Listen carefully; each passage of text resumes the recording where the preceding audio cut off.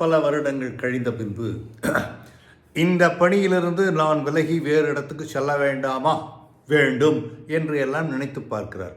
ஆனால் சில நடத்தைகளை புரிந்து கொண்டு நீங்கள் பணி மாறுவது நல்லது. ஏனென்றால் உங்களுடைய யூகத்தில் இது தவறாக தெரிந்திருக்கலாம். ஆனால் உண்மையிலேயே அப்படி இருக்கிறதா என்பதை நீங்கள் ஒரு முறை பார்த்துவிட்டு பணி விலகுதலை பற்றியோ வேறு இடங்களுக்கு மாறி செல்வதை பற்றியோ சிந்திக்கலாம் அல்லவா? 7 வகையான நடத்தைகளை உணர்ந்து அதன் பிறகு வெளியேற தயாராக வேண்டும். ஏனென்றால் ஒரு ஒரு கேரியர், அதாவது ஒரு பணி என்பது மிக மிக மிக மிக மென்மையானது. அதை ஒவ்வொரு வாட்டியும் தொட்டு தொட்டு அடித்து கொண்டே இருக்கக்கூடாது. அடிமை எண்ணம் மன உறுதியை குலைத்துவிடும். அது இருந்தால் கிளம்ப வேண்டியதுதான். விஷம் கலந்த நடத்தைகள் உள்ள மேலதிகாரி நம் பணியை மட்டும் கெடுப்பதில்லை, மொத்தமாகவே கெடுத்து விடுகிறார். நம்பிக்கை, வாழ்க்கை, கலாச்சாரம் போன்ற வெகுவாரியானவைகளை தொலைத்துவிட்டு விரக்தியில் விளிம்பில் நிற்கும் போது எதுவும் கை சேராது. அந்த நேரத்தில் குழப்பம் மேலோங்கி நிற்கும். உடனே போய்விடலாம் என்றெல்லாம் தோன்றும். இந்த அறிகுறிகள் இருந்தால் விலகி இருவரும் நலமுடன் வாழலாம். நிறுவனமும் வாழலாம், நிறுவனத்தில் இருப்பவர்களும் வாழலாம், நாமும் வாழலாம். ஏதேனும் பணியை அளித்துவிட்டு சில நாட்களுக்கு பின் புதிதாக ஏதோ தேடுவதைப் போல பேசுவார்கள்.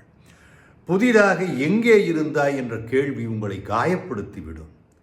நாடக அரங்கேற்றம் அமோகமாக இருக்கும்.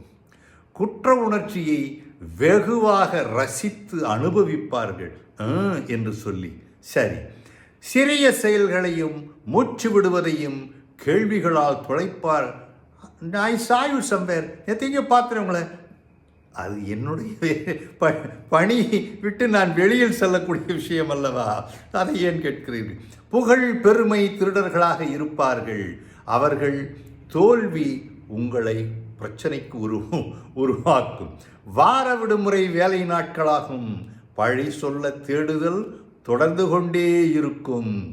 அனைத்தும் அவசரம், உடனே. ஆனால் வார விடுமுறை அல்லது எந்த விடுமுறையும் திடீரென வேலை நாளாகிவிடும். எந்த விடுமுறையும் வேலை நாளாகிவிடும். ஆனால் இந்த வெற்றி வாக்குறுதிகளும் நிறைவேற்றாத வாக்குறுதிகளும் நிறுவனம் முழுதும் கொட்டி கிடக்கும். இந்த வெட்டு வாக்குறுதிகள் வெற்றி வாக்குறுதிகள் அல்ல. பயத்தால் ஊக்கப்படுத்துவார்கள், வேலையை வைத்து பயப்படுத்துவார்கள், மிரட்டுவார்கள். சந்தேக விதையை விதைத்து சந்தோஷமாக அவர்கள் இருப்பார்கள். இருங்கள்.